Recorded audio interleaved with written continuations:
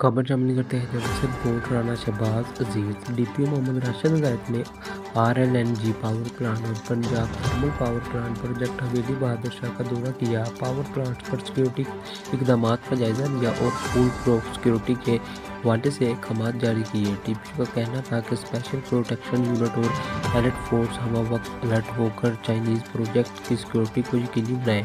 मुतल्लिका SHO और sector officer security monitor करें और झरना की बुनियाद पर सिक्योरिटी चेक करके इस हवाले से रिपोर्ट पेश करें। तमाम प्रोजेक्ट्स की बाउंड्री पर मौसर गश्त और कड़ी निगरानी रखी जाएगी और पावर प्रोजेक्ट्स के खिलाफ anti intelligence based search and combing operation किया जाए।